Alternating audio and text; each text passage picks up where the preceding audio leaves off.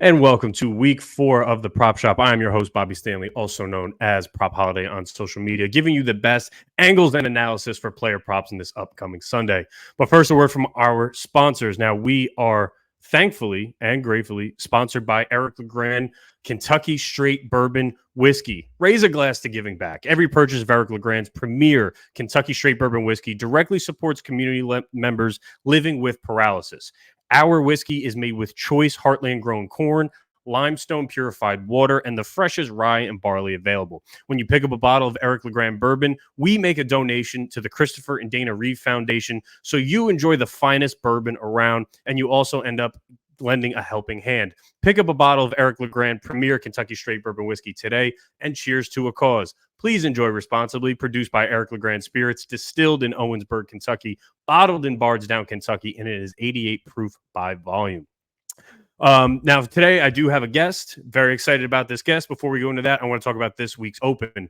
Now, this is an NFL podcast. As we get closer to the NBA season, probably going to move to twice a week on shows, but we have to talk about one of the biggest stories in sports, and that is the Dame Lillard trade. So let's go over it real quick. Dame Lillard goes to the Milwaukee Bucks. Portland receives Drew Holiday, DeAndre Ayton, Toumani Camara. Milwaukee's 2029 unprotected. Milwaukee's 2028 and 2030 unprotected pick swap. So it's essentially it's one pick and two picks that can get better. The Phoenix Suns were involved in this trade. It was a 3-team trade. The Suns receive Yusuf Nurkic, Grayson Allen, Nasir Little, and Keon Johnson. I actually really like Nasir Little, a guy out of UNC. He was coming along. I think he's going to fit really nicely in that rotation. Now, I was attacked by Miami fans yesterday because I felt that this was a better deal than what Miami was offering. And as far as we know, Miami's offer was Tyler Hero would have been moved to a third team.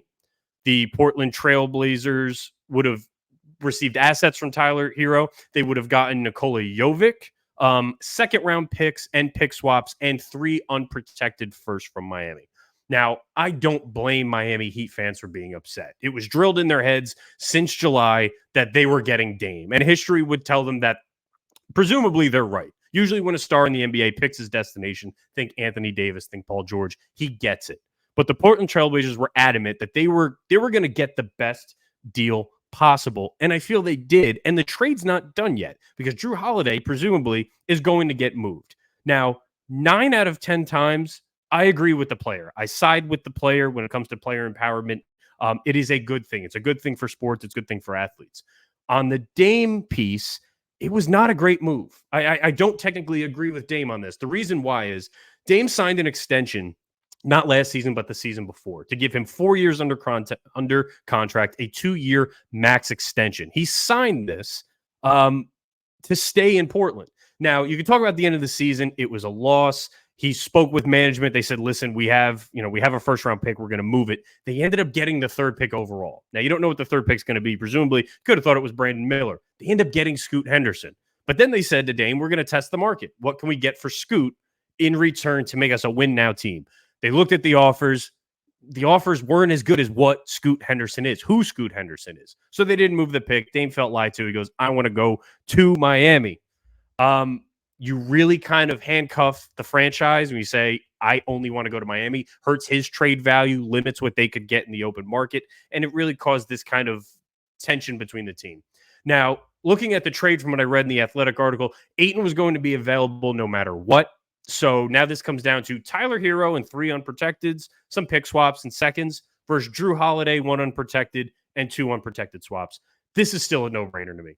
The reason the Heat deal was not taken is because Tyler Hero isn't as valued as Drew Holiday is. Teams were not that interested in taking in Hero, who's got a $120 million contract. I also don't think the Miami Heat picks are that valuable. The Heat will always be a free agent destination. Players want to go to Miami. It's not a shocker. And Spo is probably the best coach in the league. So Miami's never going to be a bottom 5 team. You're never going to lock in that top lottery pick. On the flip side of that, in 2029, 2028, 2030, Giannis could be gone. He already talked about it this offseason where he could leave. I'm going to, I want to compete for championships. So those picks from Miami, I think, even though there's less of them and they're pick swaps, could end up being more valuable than Miami Heat. And yes, it is 3-1. Now, this trade isn't done. Drew Holiday is going to be flipped. They already have backcourt heavy in Portland, and contenders are anxiously looking for Drew Holiday. I've read the Warriors, the Lakers, the Celtics, the Heat, obviously, they didn't get Dame. Brooklyn, Toronto, Philly, and the Clippers are all interested in Drew Holiday. So this trade's not done yet. We can't fully grade it. And as far as Holiday is coming off a first-team All-Defense, he's going to be an unrestricted free agent, not this season, next season. So now that contract becomes an expiring at $33 million and it becomes more valuable. So to wrap this up, the haul is not done yet. We don't know what Portland's going to finish this trade deal with. I think Ayton and Scoot is an awesome pairing. Ayton really just didn't fit in with what Phoenix is doing right now. And I can't say this enough. Drew Holiday is better than Tyler Hero. Now, with that, let's talk about some NFL. I want to bring in our guest. He is a second-team All-Pro. He's a 2014 Pro Bowler. He led the league in interceptions in 2014. A former Detroit Lion, as you could see on his shirt and in his background, and a former Houston Texan. My man, Glover Quin. Glover, thank you for joining me. Man, thank you for having me, man. Thank you for sitting through my my BS NBA opening monologue. I'm sure. Do you follow NBA in any capacity? Oh yeah, of course. What'd you think of Dame to Milwaukee? You know, I mean, I like Dame. So to see him get out of Portland and actually have a chance to win is exciting. You know, how it all happened, it's a pretty messy situation, kind of crazy how it all happened. But definitely happy to see him get out. And then to go to a team like, Milwaukee, team up with Giannis. I mean, they could do some things, especially in the Eastern Conference, to where we can finally see Dame, deep in the playoffs, right? And see how he performs on that stage. And can he help, get those guys to another championship, right? I do think they like losing Drew Holiday. I was talking to a friend last night, like losing Drew Holiday, you lose some defensive identity, right? So they got to replace those things. Yeah, they still got Giannis. But that perimeter defense, that guy that Drew Holiday was, you lose that. And you're going to gain it in scoring and things like that from Dame. But it's still a key piece that you lose. So I like the trade. I like, Dame getting a chance to do something different. I don't know. I mean, Dame's from Oakland, so he'll be fine in Milwaukee, I guess. Because a lot of that goes into it as well, man. You get some of these guys that are from like New York or LA, and then you send them to a low market city, and they just don't do well, especially in football. Basketball may be different because they travel a little more, but football, a lot of times those guys don't do well. No, I mean, I love the pairing of Giannis and Dame on the court. I think they immediately, especially if Chris Middleton can get back to where he was in 2021, that's a legit big three. The East is stacked, but I mean, it's championship or bust in Milwaukee. This is Dame's best shot at winning a ring, and he can really change his standing in NBA history if he gets a championship. He starts moving up that ladder because, I mean, he's one of the best scorers, one of the best guards we've seen of the last 10, 15 years. Adding a championship to his resume, I mean, it would put him over the top. So happy for Dame, happy for the Bucks. The Bucks needed to keep Giannis in Milwaukee. There was talks of him starting to look elsewhere. So this should definitely keep him content for a few years. But let's talk a little bit about football and your Detroit Lions, man. What'd you think of last night's game? Man, the Lions are for real, man. The Lions are for real. They are for real. That's what I thought last night when I watched that game. They are for real. The NFC to me is, I don't want to say weak, but if you compare it to the AFC, it's winnable. So, you have San Francisco, you have Philly. These are obvious NFC contenders. That third spot in the NFC is up for grabs. I think Detroit has that as the third best team in the NFC. And if you look at pieces to win a Super Bowl, there's certain things you need. Do you have a disruptive playmaker on defense? Aiden Hutchinson, if you saw that on the first drive, he sacked Jordan Love with one hand. I mean, he's coming into his own as a second-year guy. And then Jared Goff, man, he's playing good football. I mean, he's been to a Super Bowl. He's won road playoff games. I like what I'm seeing from him. Then obviously the run game looks good. They got weapons on offense, and their O-line is top 5 in the league. So there's really there's nothing holding this team back from the NFC. What do you see from Detroit?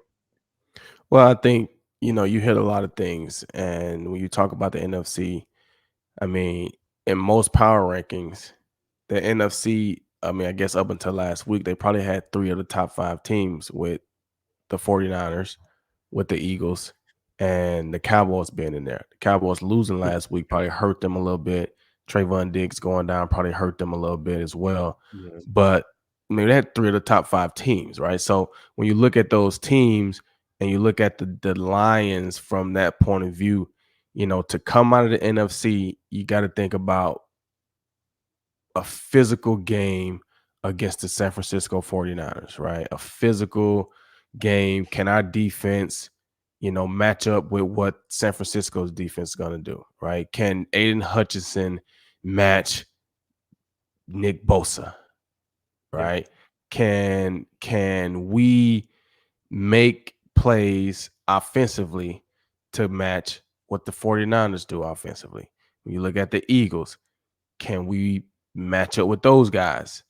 Hmm. When you look at playoff caliber football, right? Physical, good defense, good offense, no turnovers, or, what I'm saying? Somebody's making Yep. big plays, right? You look at those teams, the Lions have what it takes, but it'll be tough to come out of the NFC. Hmm. But I definitely think they're in the top 3 or 4 teams in the NFC at this point. I think they are too. And now I would never, you don't want to buy high, you want to buy low, sell high, all that stuff. I'll tell you right now, I know you're familiar with betting. It's not something you do all the time or quite that much. The Detroit Lions are 21 to win the Super Bowl. So that means $100 bet pays you $2,100. Now, I'm not running to the booth and putting this in, but if Detroit starts racking up some more wins and they're a top 2 team in the NFC, these odds are going to go down. So I I like them more than Dallas, believe it or not. I have my concerns over Dak Prescott. I have my concerns um, over Mike McCarthy. I like what I see from Detroit. Like I said, you have a disruptor on defense. We've seen that with the last 2 Super Bowl champions. Obviously, Aaron Donald, Chris Jones for Kansas City. Do you have someone who can wreak havoc on defense and really break down a play? They do in Aiden Hutchinson. Do you have a quarterback? Matt Stafford, you had a quarterback. You look at Patrick Mahomes, you got a quarterback. Jared Goff's been to a Super Bowl. Jared Goff went into New Orleans and won an NFC Championship game on the road. I like Goff. The weapons, I'm on Ross St. Brown and this kid Laporta, the rookie tight end. He's not missing TJ Hawkinson. They have that. Dan Campbell's going to be an interesting X factor here because the coach is always the third piece. You have a defensive player, you have a quarterback. Who's your coach? You look at Andy Reid, Patrick Mahomes, Chris Jones, Aaron Donald, Matt Stafford, Sean McVay. Dan Campbell, I think, is a very good coach, but he's going to be going up against equally good coaches in the playoffs. It's going to be interesting to see how he pans out. But I like this Detroit team, man, as a dark horse in the NFC. They got my money, at least at 21 to 1. I may have to put this in before the odds change.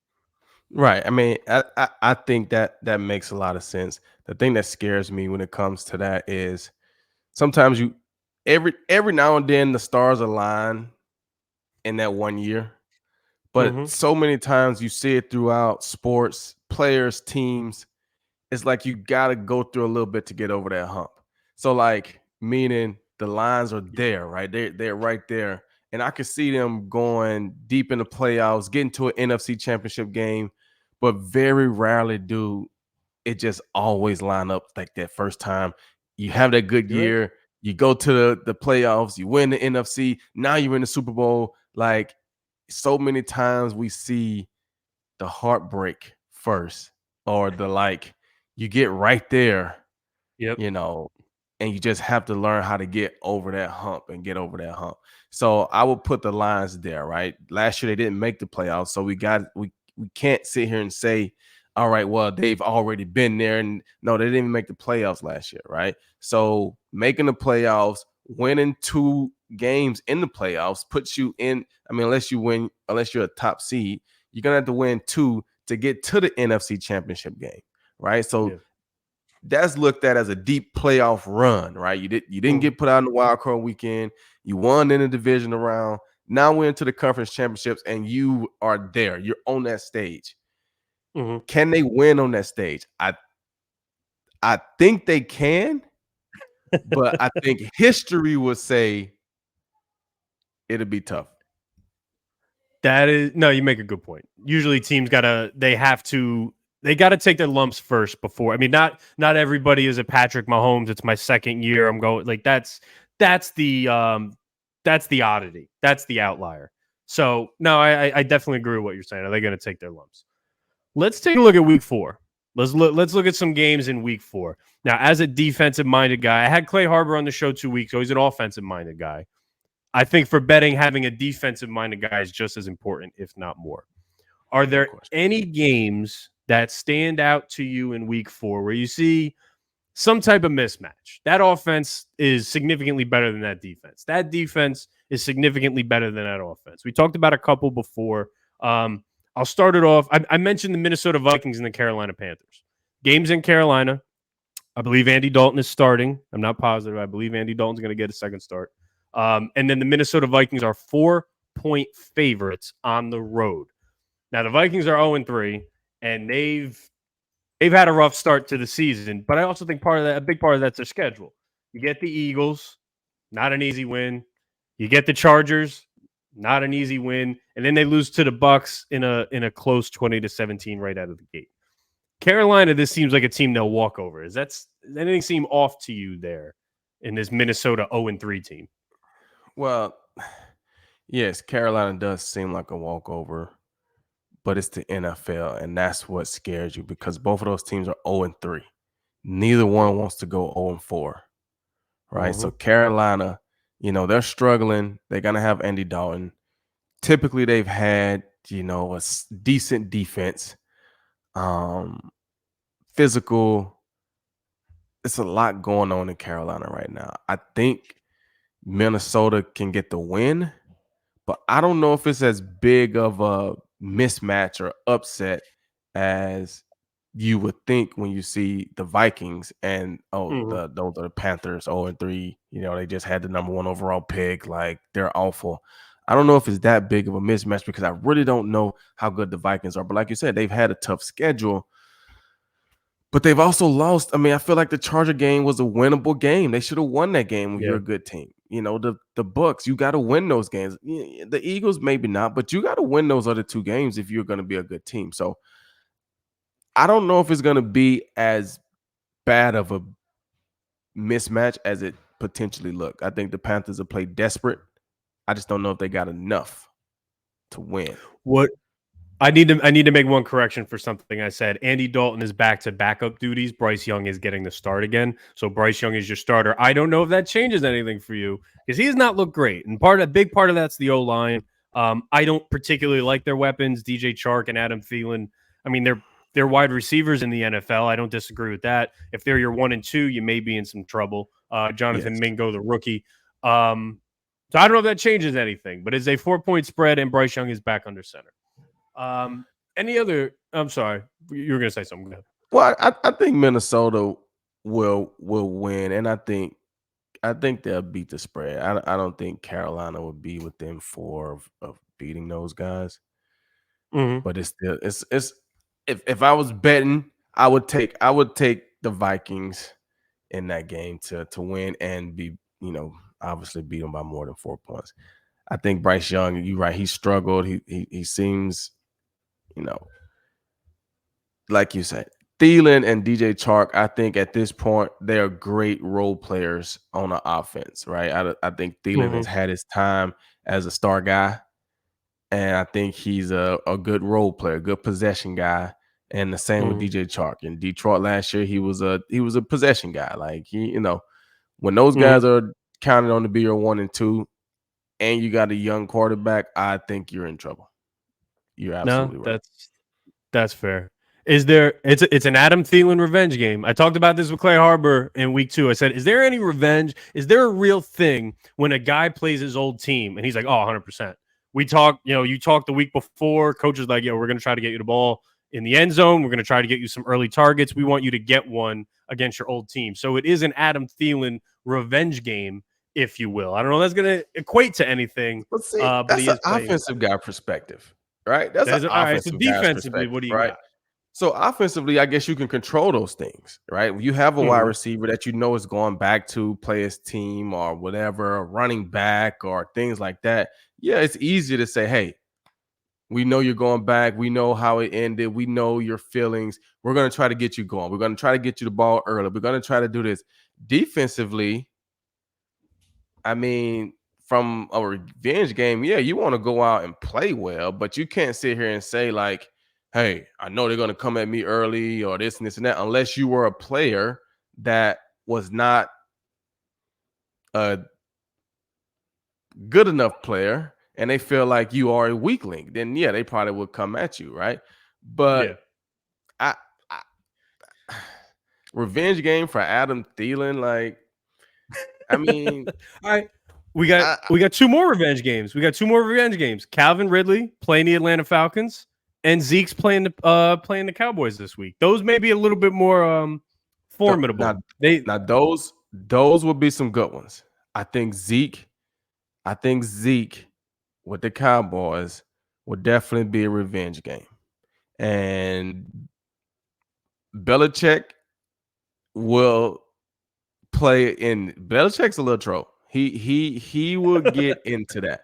So if you got Zeke on your fantasy team or you're doing any kind of prop bets or any kind of bets, I would bet that Zeke scores a touchdown this game. Because if they get anywhere close to the end zone, I would bet that he's going to run extra hard and the Patriots are Mhm. going to try extra hard to get him in the end zone. I And have to I would agree say with the you. same thing with Calvin Ridley. He's going back to Atlanta. I mean, Well, I they're actually saw. playing. They're actually playing in London, but he is playing Oh yeah, Atlanta, and I do think because they shipped him out. They shipped him out for gambling, no less. Uh, that I do think you probably haven't seen any of the episodes. I'm a big Calvin Ridley guy. I'm betting Calvin Ridley every single week. This guy's lines are anywhere from 64.5 to like 68.5. The guy averaged 73 yards receiving as a starter in like 3 or 4 years in Atlanta. They're not yeah. respecting him. So every week I'm betting Calvin Ridley until they adjust it. I just think he's one of the best wide receivers in the league. He's just skinnier. He's on the skinnier side. He's not a big body guy. He's not the Jamar Chase, Justin Jefferson, but he is just route running and his separation is freakish. You know, I might have to disagree with that Oh, because okay. the Let's the roll. Lions the Lions practice against the Jacksonville Jaguars in training camp, and I Mm-hmm. was there, so I got a Okay. chance to see Calvin Ridley live in color in person. And yes, he is good. He is that guy. I would take him. I mean, I see a bet he's over 64.5. I would take that. Like he's gonna get over 64 yards. But he's not that little, man. He's not. I mean, I didn't mean height you may little. see I his meant he I meant looks like bigger weight than little. Justin Jefferson to me. Like Justin Wow. Jefferson looked tiny to me. I Jamar feel Chase, like like I've go never ahead. met Jamar Chase. I've never met, these guys, but Jamar Chase looks stockier, shorter, thicker. Mm-hmm. Justin Jefferson looks skinny to me. I mean, anytime you see a receiver wearing 2 and 3 pairs of socks, like that means that their legs are skinny and they wear a lot of those socks to make their legs look bigger, right?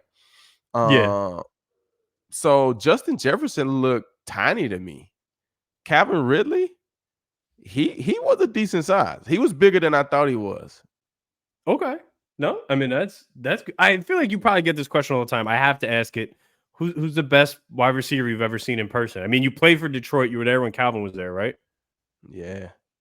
So Yeah. was it him? Was it another guy? Was it Andre Johnson? Like you were privy to some of the best Yeah. wide receivers of all time. And, and I have to say, because I do get that question quite often, I have to say it's very difficult for me to like split those two guys. Like Calvin Johnson was incredible, but Andre Johnson was incredible too. Right? Andre Johnson was 6'3", Calvin was 6'5", but like both of those guys were incredible wide receivers. What I will say is going against Andre in practice, I was younger, right? But Mhm.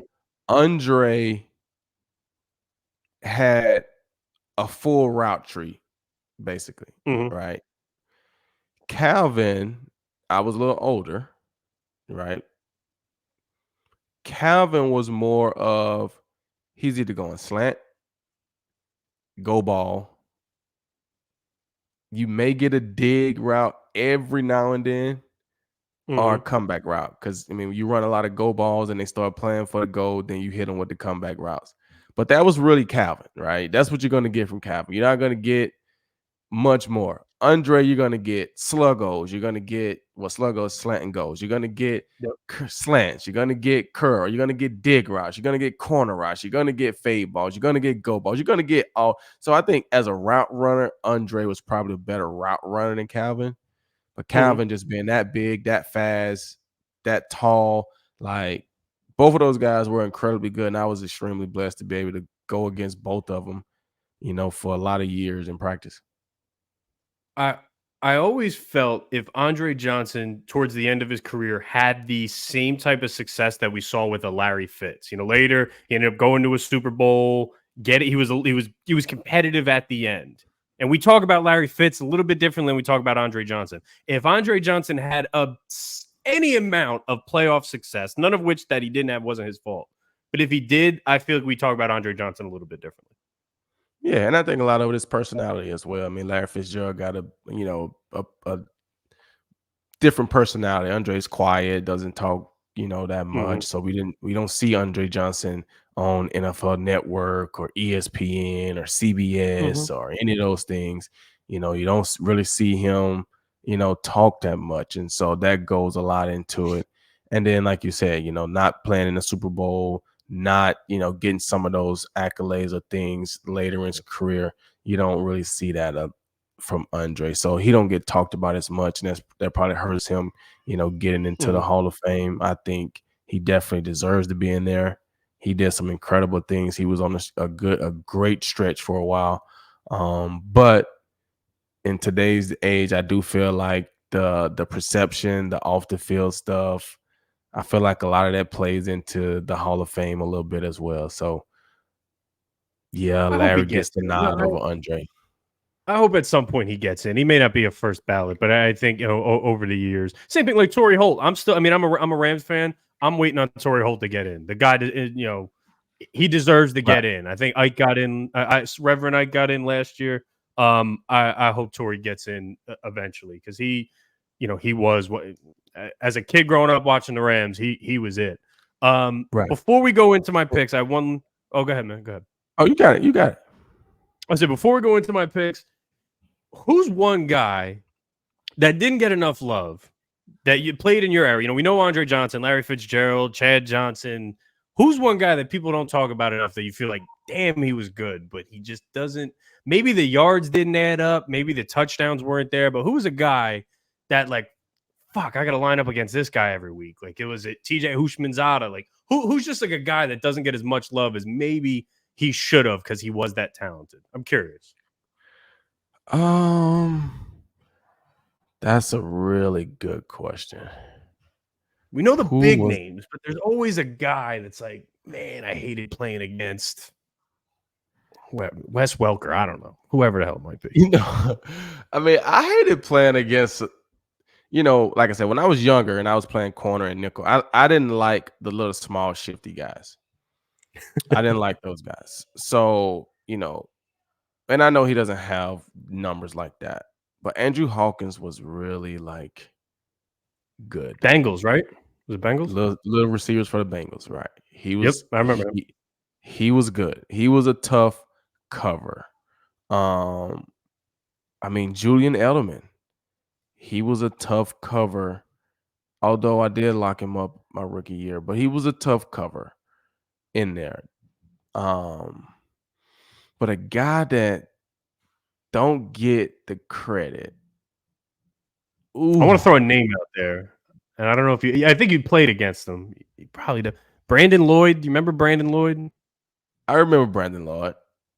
I and just he was he good. was I was a fan. he, he was a He guy was that a like little when weird. we talk about it, he's not like a top tier guy. But Nah, I remember when he was healthy and when he was in there, I'm like he was doing some damage. But he also bounced around the league. I mean, he was Niners, right. he was Redskins, Bears, Broncos, Yeah, I Rams, think he gets Patriots. talked about. I think he gets talked about just as much as he needs to be. All right, But he fair was enough. good. I'm not taking from him. He was good, but All right. I don't really. If Yeah, another guy comes to mind, you can cut me off because I'm always curious. There's always shit that as fans we miss that we just don't get the insight to that players like, I gotta line up against this guy again this week. So if there's someone that comes up, cut me off and throw it in. But I want to go into my first pick for the week. He is a rookie tight end for the Buffalo Bills, and it is Dalton Kincaid. I like him over 23 and a half receiving yards. So prior to last week's blowout against Washington, Kincaid had 9 catches, 69 yards. He was averaging 4 yards of separation on every route run. That was third best for tight ends. That was sixth best in the league. Now they're playing the Miami Dolphins this week in what we expect to be a shootout. Kincaid playing this Dolphins team, they're giving up the 5th most receptions per game to opposing tight ends. So I like Kincaid to at least have 3 receptions, go well over this 23 and a half mark. And I'm going to play his alt line where if he gets to 50 plus yards, it's plus 450. So a $5 $100 bet pays 450. Obviously, we do not do $100 bets here, but I like Kincaid in week 1 to have a nice bounce back as a rookie. yeah, I think that's a really good pick. I don't know. I mean, maybe I'm looking at something wrong, but I think they got the Bills favored to win that game. Like that's They do. I don't know. Dolphins look Bills really good right now. Bills are But I think 3-point favorites at home from what I just looked up. But you are yeah, correct, sir. that's the Dolphins are the number one scoring team in the league. And I know they played the Broncos and put up 70, but still. But I do think that the Kincaid pick will be a good bet because, like you say, I think the game is going to go back and forth. You know, the Dolphins Mm-hmm. score a lot of points. A lot of times when you score a lot of points, you depend on your offense to score a lot of points, and your defense sometimes struggles here and there, and your offense overshadows your defensive um you know, whatever insufficiencies, right? Mm-hmm. Well, Buffalo has a good quarterback. They got a good offense. They got good players, and obviously Stephon Diggs is going to get a lot of attention, and I think that's going to open up some plays for Drew Kincaid. And I think it's going to be a back and forth battle between Josh Allen and Tua, and I think he'll look for the tight end. Although Josh Allen does like to go for the big plays, and Mm-hmm. he's a competitive guy going against Tua. He's probably going to want to make a statement, so hopefully he don't throw them out of the game early, and he can stick to a game plan and find those tight ends multiple times to where, yeah, I can see him definitely getting over 23 yards. That's 3 catches. I think he'll be fine. Yeah. And I don't know about you, man. I don't know if you. I'm assuming you watched at least some of the game or at least some of the highlights last week with Denver, Miami. They quit. Mhm. I flat out. They quit. They gave. I mean, you can't give up that many yards on the ground in the second half. It just looked like they threw in the towel. Whether they threw it in on Sean Payton, whether they threw it in on Russ, on themselves, it looked like you don't give up 70. You don't give up 70 trying. It was tough. Nah, you don't even see that in the NFL. And the thing that I like, 'cause I talked about it this morning, right? We saw from the Lions last night on the other side. The Lions scored 27 points in the first half. They ended up with 34. So that means the whole second half they scored 1 touchdown. The Dolphins had 35 points at halftime. So you sit there and say, okay, well, maybe they're just going to try to run the clock out and get out of the game, and they may score 10 points in the second half or a touchdown. They put up 35 more in the second half, and they probably could have put up more. It was 8 minutes left in the game, and they Oh had yeah, they could. 70. Like, I'm They could tweeting, have had like, the bro, record. they got They could have had the 70. record. Like, they could have had 77. I'm pretty sure you scored 70 points. You could have scored another touchdown with 8 minutes to go in the game. So, Mike yes, they definitely Mike quit. McDaniels was being polite, putting up 70. As odd as that sounds. I want to talk about the Houston Texans and Damian Pierce, running back Damian Pierce. I like Pierce to go over 47.5 rushing yards. Doesn't seem like that high of a number, but he struggled to start the season. He's had like 2.5 yards per carry. I think his highlight was 3 yards per carry. He's still getting the ball. He had 14 carries in week 2, 13 carries in week 3, but he's playing the Steelers defense. Now, you don't think about it. You think Steelers, you think that's a defense. They're ranked 29th in the league in opponent rushing yards per carry. If I look at his opponents, if I look at Pierce's opponents through the first 3 weeks, Ravens, Colts, and Jags, they're all top 13 in opponent yards per carry. So he actually gets a little bit better matchup. And I don't think the Steelers offense has the ability to really pull away. I don't see it to where Houston gets to the point where they have to completely abandon the run. So I can still see Pierce getting that 14 to 16 carries. I love him over 47.5. And an alternative line, it's going to be a theme of this show, Glover.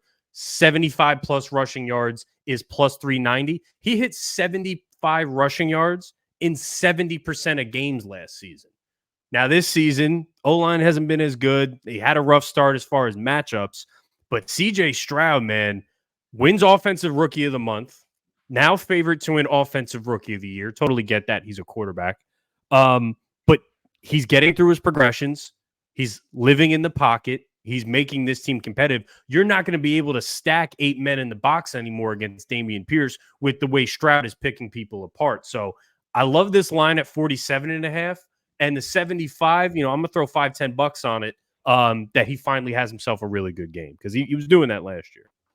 Right. And I think, when you look at average of a player, at some point, good players are going to break out for that game. Right. And this is a big weekend here in Houston. It's homecoming weekend. They are putting JJ Watt into the Ring of Honor on Sunday. So I know Pittsburgh is going to be fired up because TJ Watt's going to be there. That's probably why they chose this game, right? The Watt family will be in attendance. So I know TJ is going to be fired up and won't, that'll be TJ's claim to bragging rights over JJ Watt to say that they came in and beat the Texans on the day you got, inducted into the Ring of Honor.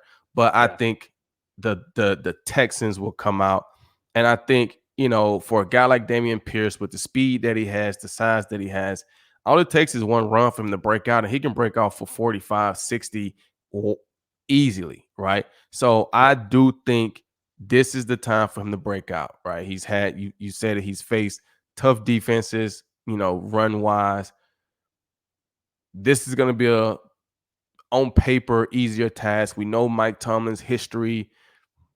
You expect the Steelers to be tough, but just because you put on the Steelers jersey doesn't make you tough. You have to go out and earn it, and those guys haven't really done that way. So I would expect Dameon Pierce to have a breakout game. They're going to be at home. It's going to be an electric environment, homecoming here. So I would say that's a good prop bet, and I would take the alternate line as well and say he has a big day and rush for about 110.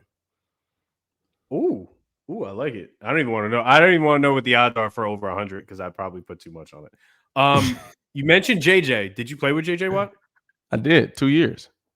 Was he as bad? Is he as bad as the dude as he is? Like, is it? Yeah, he's that guy. He was that way when he came in. He's that guy. He was that way when he came in. He's that guy. He was good. He understands the game. He understands how to play. We could barely get through a defensive practice when I was in Houston because he literally would put his hand up and knock down every pass that Matt Shaw would try to throw. And at first, Wade Phillips used to tell him to stop, and Gary Kubiak would tell him to stop knocking the ball down so that we can get like actual work and practice. But then when we got in the games, he was doing it in the games. So the fact that he was knocking down all the passes in the games, just like he was doing in practice, it got to where they was like, hey, you do it in the game. So if that's what you do it in practice, keep doing it. So we would literally go through practice and may have, 7 or 8 times where we actually get a chance to make a play on the ball because JJ is knocking them down every time. So yeah, he was that guy. He was that guy. I figured, but you definitely just want to hear it. No, him and Aaron Donald, I think, are like, for this generation's defensive player, it's like them and everybody else. Maybe Micah Parsons becomes that guy, but it's like AD and JJ Watt, everybody else.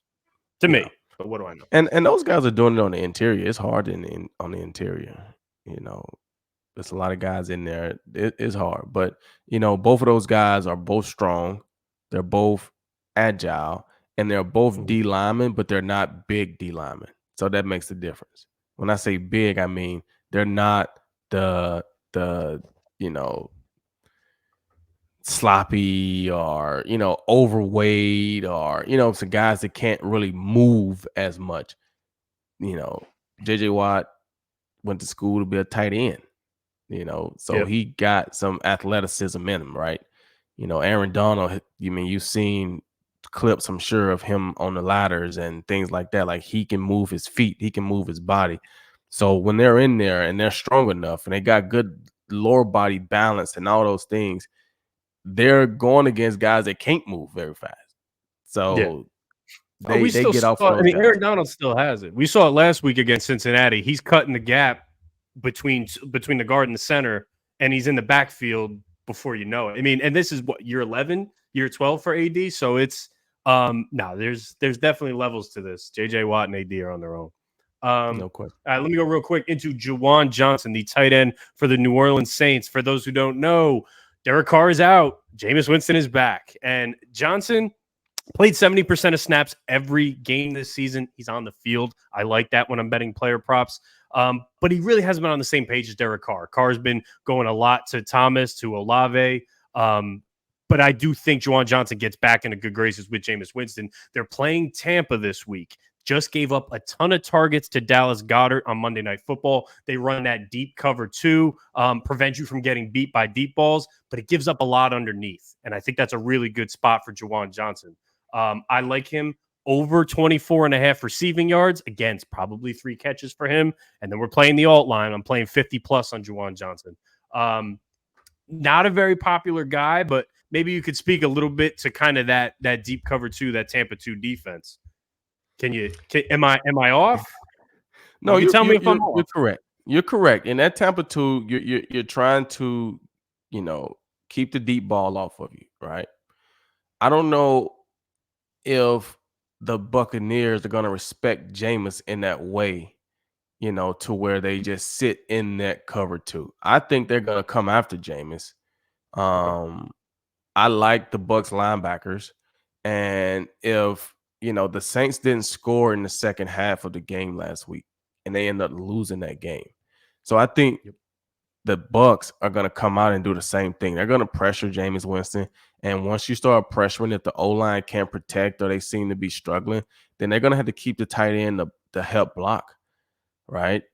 I don't know. I don't like that one. That one's tough for I'm me. okay with Like I it. said, I like the Buccaneers linebackers, and I do feel like they gave up a lot last week to a Dallas Goedert, right? But you Mhm. also got to look at who they were playing. They're playing the Eagles, right? Yeah. So you having to protect the deep ball from AJ Brown. You having to protect it from, Devontae Smith. You have these backs coming out the backfield. Like, Dallas Goedert is last on the totem pole when they're talking about guys that we got to make sure that we stop. Like, they're probably Yeah. okay with Dallas Goedert catching the ball because that means that AJ Brown and Devontae Smith are not catching the ball. So let Dallas Fair enough. Goedert catch it underneath so we'll come and tackle him. We don't want to give up the big play. This week, the Saints don't have anybody that I feel like they fear like that. Micah Thomas, he's not a deep ball guy. And I mean, I saw Mhm. reports coming out last week that Micah Thomas was telling the coach, if Jameis is in, take me out. Like, I don't like Jameis. I don't Ooh. want to play with Jameis. He's not somebody that I think is going to get me the ball, right? Micah Thomas has shown to be a seemingly jealous type of guy or just selfish type of guy. And so knowing how that works in the locker room, right? Now you got to play with Jameis. We need you. So you probably have a kumbaya. Y'all talk it out. So then what do you think Jameis is going to try to do this game? Going to try to make Micah Thomas happy and throw him the ball. So I think Johnson gets left out. That's just my You, opinion. I don't know. Well, you know what? You might have swayed me, man. You did give it. I don't mind people if you're gonna come here and say, you know what, I don't like that. At least you said why, and you gave a damn good reason. Hopefully, Mike Thomas throws a little pity party, sits out, and then Juwan Johnson gets all his targets. But probably not gonna work That out could that way. happen. That could happen. All right, real quick. Tajay Spears, Tennessee Titans, rookie, backup running back, over 19 and a half rushing yards, 19 and a half. Spears averaging 5.5 yards per carry this season, playing a Bengals defense that prior to the Rams game was getting dismantled by the run. You go, oh, well, they stopped the Rams running game. No, they didn't. Sean McVay stopped the Rams running game when he completely abandoned the run and started. I think he ran the ball like 9 times last game. It was a shit show. As a Ram fan, we were all up in arms. But the Bengals run defense, not that great. If I look at Derrick Henry, his over-under is like 66 and a half. It's the lowest Derrick Henry line we've seen in 3 or 4 years. He's battling turf toe, which not extremely serious. He's going to play, but I would say that's more of a reason to get Tajay Sharp Tajay Spears instead of his normal 4 to 6 carries. Maybe we give him 7 to 8 and give Derrick Henry kind of a blow. He's outsnapped Derrick Henry in 2 of 3 games this season. The kid's explosive. He could hit this line in 2 rushes. I like Spears. They're integrating him more. We're just seeing it in the no. He's getting more snaps. He's getting more carries. This is becoming a 1A and 1B versus Derrick Henry and everybody else. We're just not used to seeing that with Derrick Henry. Yeah. I like the prop. I like the bet because he's a running back. The only thing that worries me is both of these teams are 1 and 2. Tennessee's playing at home. Mm-hmm. And I feel like if Derrick Henry is healthy and he can carry the load, I feel like this is a game where they feel like we need to win this game. Right? 100%. We're 1 and 2. Playing the Bengals, an AFC opponent. No, it's not a division, but it's an AFC opponent. Mm-hmm. They haven't really played great ball the first 3 weeks. How do we get back to who we are? We run the ball. And if Derrick Henry is healthy, we're going to give you 25, 30 carries. Yeah, we may put him in to spell you a little bit. But we don't want to split the carries 50-50. We don't want it to be 60-40. If you're healthy, Derrick, we want to give you the ball and 25 times because we need to get back to our identity. And like I said, I haven't watched them as much, so I could be a little off.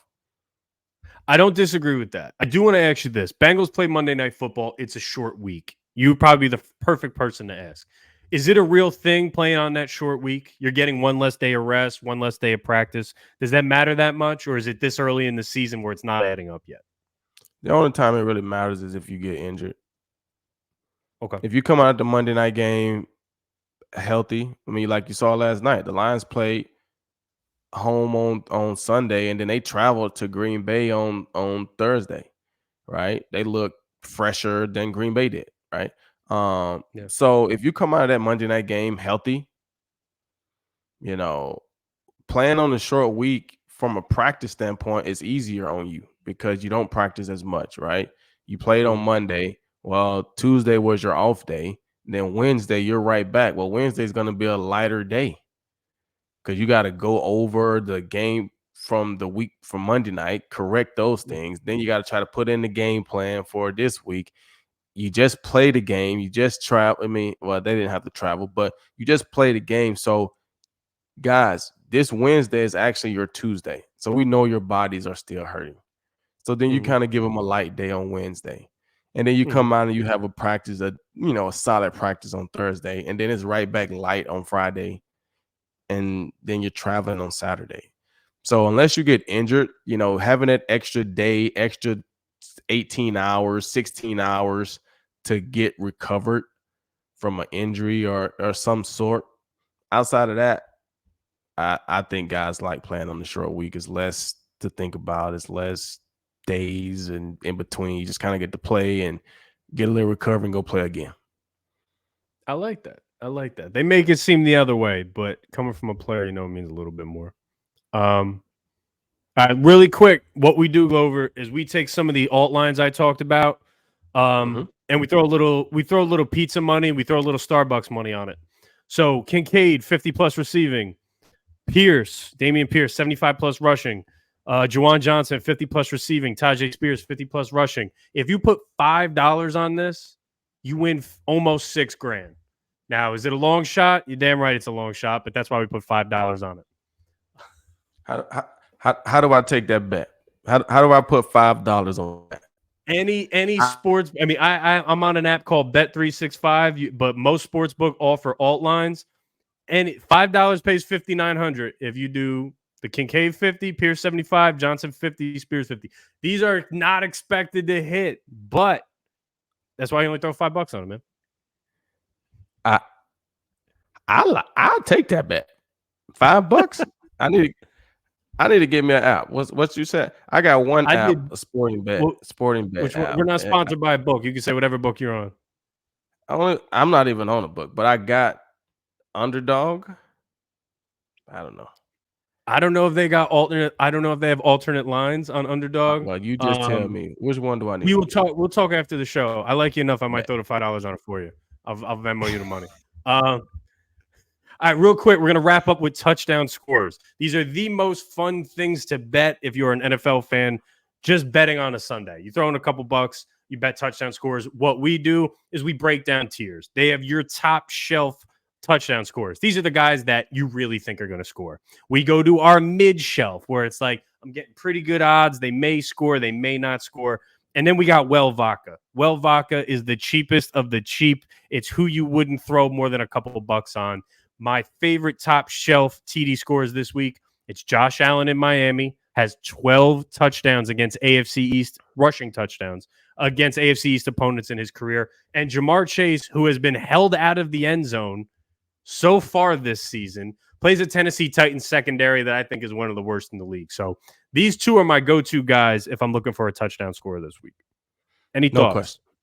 I think you're good right there. I think they got Jamar Chase going last week. I think he'll get in the end zone for sure this week. Good players eventually break out and become who they're supposed to be. So he's went 3 games without getting in there. He get in there. Yeah.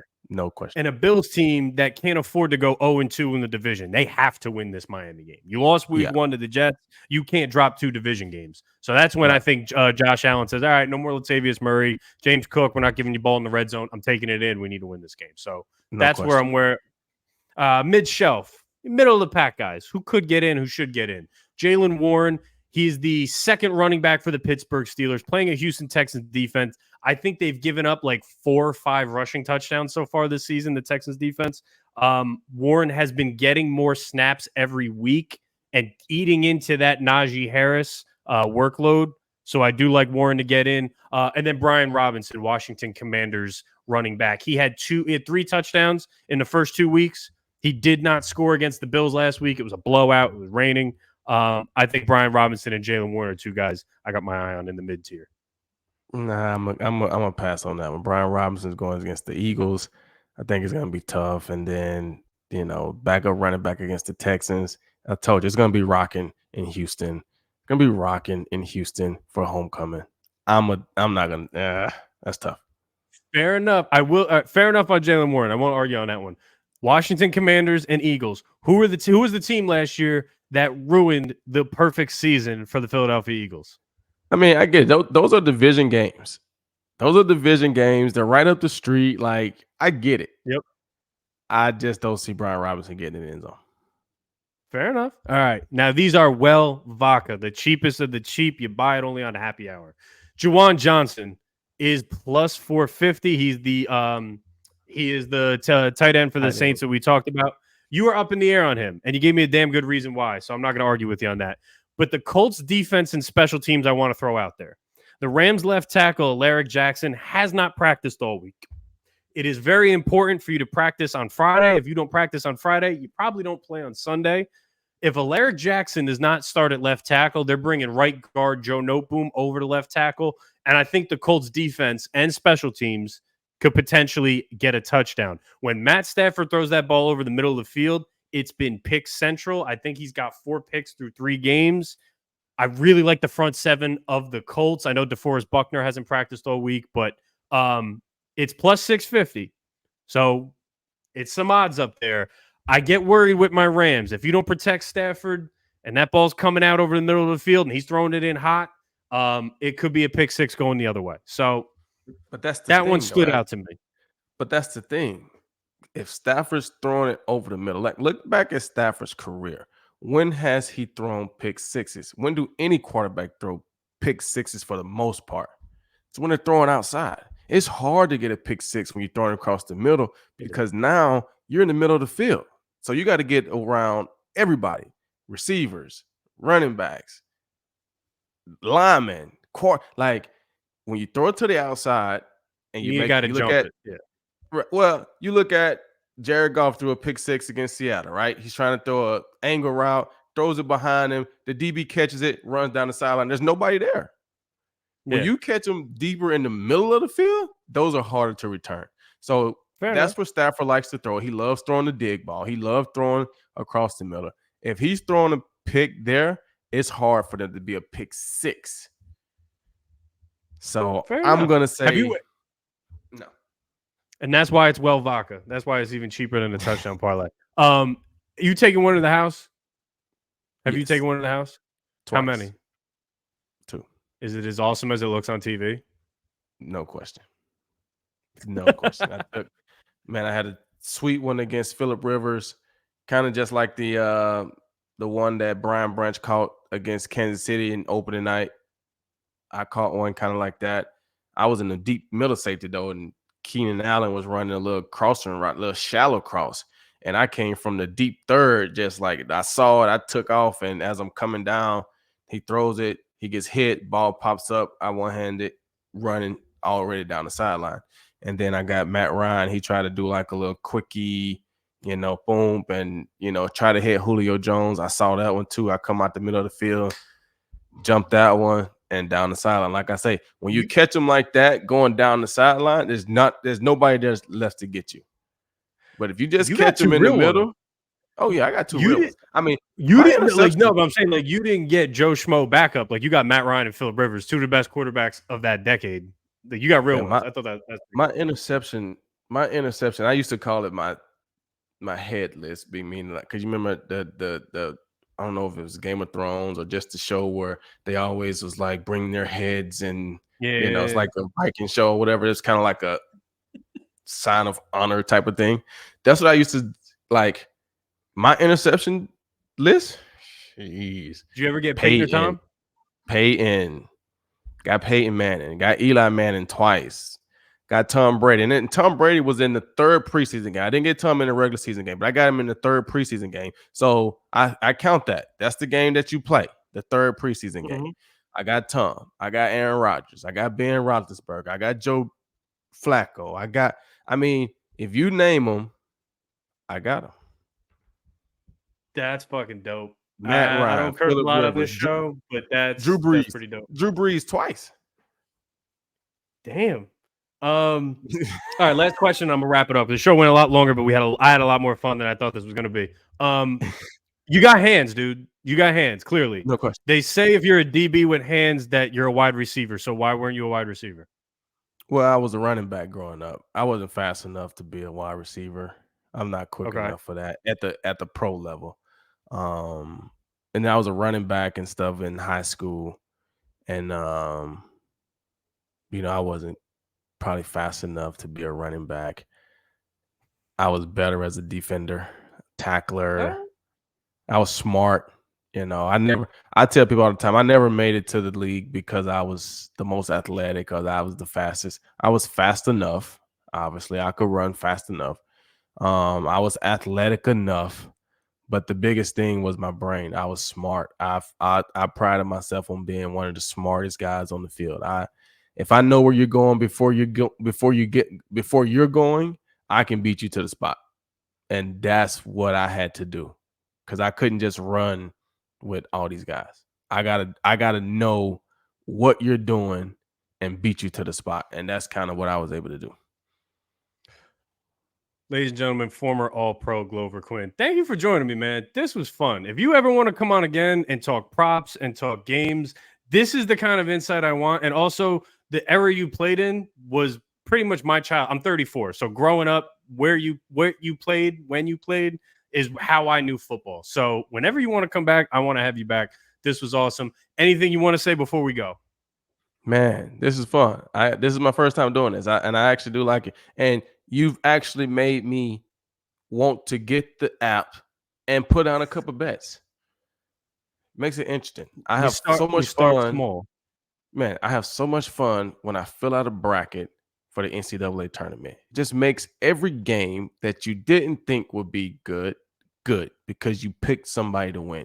So some of these games, some of these players, if I got $5 on Juwan Johnson, God, I'm hoping that he gets 25 yards receiving.